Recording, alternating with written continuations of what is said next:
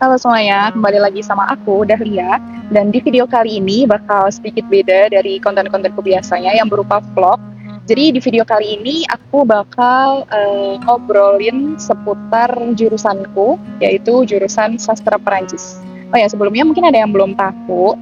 Jadi sekarang aku adalah mahasiswa sastra Perancis di Universitas Pajajaran. Dan sekarang aku lagi di tahun terakhirku di kampus, yaitu sekarang aku di semester 7 dan lagi ngerjain skripsinya.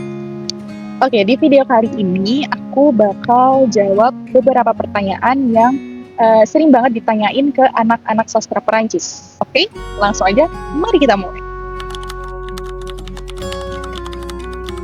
Oke, mungkin jawaban dari pertanyaan ini bakal beda-beda tergantung orangnya ya. Jadi aku bakal ceritain alasanku aja kenapa aku masuk sastra Perancis. Oke, jadi sebenarnya alasanku masuk sastra Perancis tuh kayak random dan simple banget karena jujur waktu SMA aku tuh nggak terlalu ambis di universitas negeri karena aku fokus tuh buat masuk di salah satu sekolah kedinasan yaitu IPDN. Nah, jadi kayak aku awalnya tuh daftar UTBK buat cadangan aja gitu. Cadangan kalau nggak lolos IPDN. Dan ya jadi secara sadar aja aku memilih sastra Perancis sebagai pilihan pertamaku. Sastra Perancis Unpad. Dan kenapa harus Unpad? Kenapa nggak UGM, UI, Unbrau? Kan ada sastra Perancis juga. Kenapa harus Unpad? Ya balik lagi sama yang tadi aku ceritain, aku pengen banget masuk IPDN. Jadi aku milih Unpad biar tiap hari bisa melihat anak-anak IPDN. Jadi kayak, oke, nggak apa-apa aku nggak masuk IPDN, tapi tiap hari aku bisa lihat anak-anak IPDN gitu. Dan ya, ternyata rencana Tuhan ini ya mengejutkan. Ternyata aku malah aku nggak lolos di IPDN dan lolos di sastra Perancis Unpad. Dan ya sekarang aku jadi mahasiswa sastra Perancis Unpad. Simpel banget itu tadi alasanku kenapa aku milih sastra Perancis Unpad. Konyol sih, sumpah. Oh, aku juga ingat waktu mungkin 2022 ya.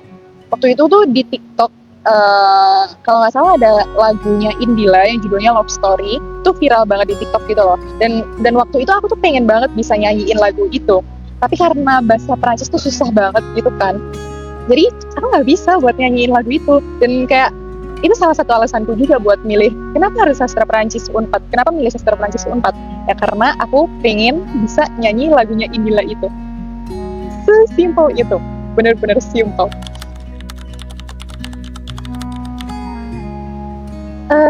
Kalau boleh jujur ya, jawaban dari pertanyaan ini tuh bakal beda-beda banget di tiap semesternya gitu. Karena ya aku berawal gimana ya, kayak di awal aku tuh nggak punya basic bahasa Perancis sama sekali. Aku punya basic bahasa Prancis sama sekali nol, bener-bener nol. Dan di awal tuh kayak bener-bener di semester 1, semester 2 aku kayak bener-bener nyesel dan kayak aku nggak bisa belajar bahasa Perancis, itu susah banget gitu. Dan apa ya, kayak aku kehilangan motivasi gitu loh, kayak aku kehilangan arah aja, kayak emang aku kalau kuliah sastra Perancis terus mau jadi apa, terus emang cita-citaku apa, emang aku bisa menggapai cita-citaku dengan kuliah di sastra Perancis dan lain-lain. Kayak di semester-semester awal aku kalau dikasih pertanyaan ini jawabanku adalah nyesel. Tapi setelah berapa tahun kuliah ya, tiga setengah tahun kuliah, di akhir-akhir semester ini aku baru menyadari gitu. Ternyata aku baru menyadari kalau ya kuliah sastra Perancis ternyata memberikan pengalaman yang nggak bisa aku dapetin kalau aku kuliah jurusan lain gitu. Dan aku bersyukur gitu sekarang. Aku bersyukur jadi mahasiswa sastra Perancis karena sekarang aku udah bisa bahasa Perancis loh gitu. Jadi kayak aku bisa pamerin ke orang-orang gitu kalau aku bisa bahasa Perancis, dan itu kayak jadi keunggulanku yang baru gitu loh. Ada yang bisa aku tonjolin dari diriku gitu. Nah, gitu tadi, kayak ini pertanyaan yang subjektif. dan tergantung situasi kalian. Dan aku bisa ngomong, aku nggak nyesel sekarang karena ya sekarang aku udah bisa ngomong bahasa Prancis. Tapi kalau aku dapat pertanyaan ini 2 tahun yang lalu, aku bakal bilang aku nyesel karena saat itu aku masih struggle dengan grammar. Sorry, karena biasanya aku ini dengan pronunciation, dengan dan lain sebagainya. Aku masih struggle dengan itu dan punya basic. Sebenarnya kalau punya basic lebih baik. Tapi kalaupun nggak punya sama sekali pun juga nggak masalah karena ya kayak yang aku ceritain tadi, aku benar-benar nol tentang bahasa Perancis.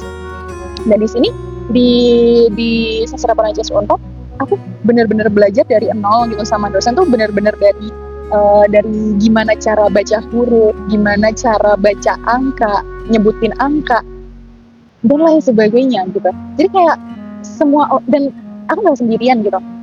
Karena banyak temanku juga yang nggak punya basic bahasa Perancis, jadi nggak perlu kita takut ketinggalan, kita takut nggak bisa ngikutin pelajaran dan lain sebagainya. Karena ya, aman kok, kita belajar dari nol bareng-bareng dan dosennya baik-baik dan benar-benar apa ya ngasih semangat buat kita, ngasih motivasi, terus ngedorong kita buat pede buat ngomong bahasa Perancis.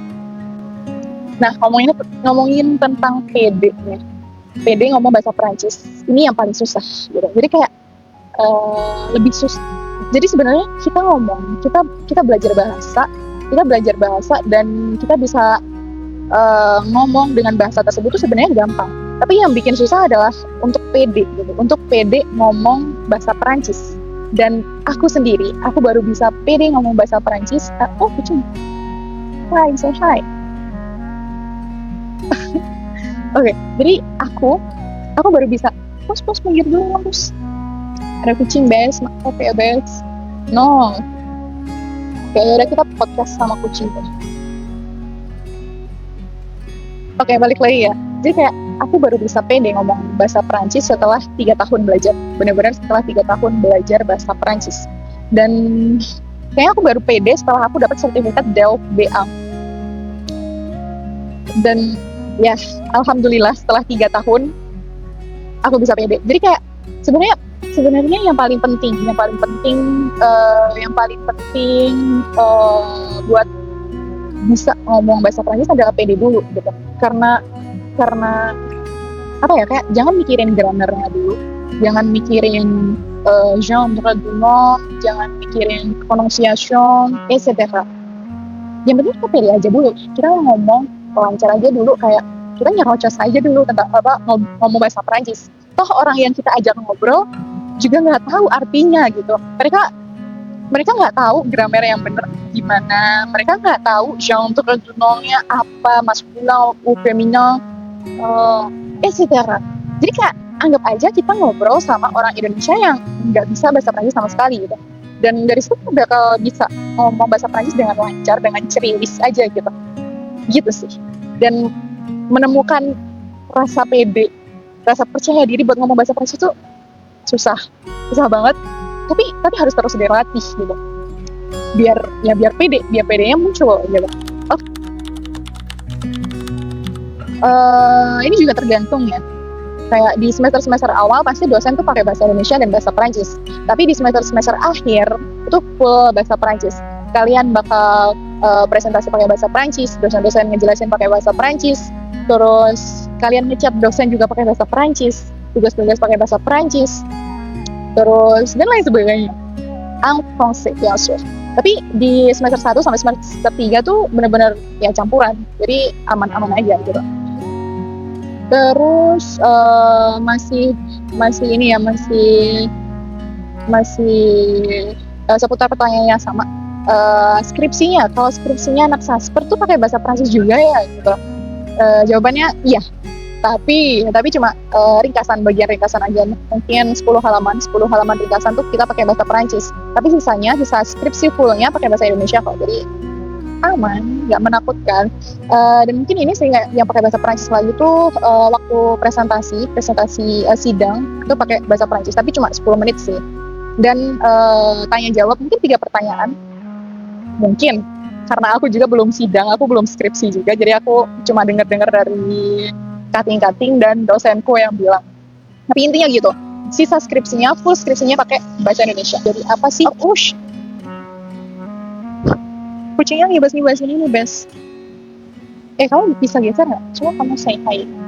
Hai, hai, hai. Kita podcast sama kucing hitam.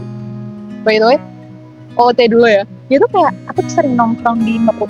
Dan ini kucing ini selalu nyamperin aku gitu loh. Kayak, dia nemenin aku yang lagi sendirian duduk di sini gitu. Gak jelas. Oke, lanjut ya ke pertanyaan selanjutnya.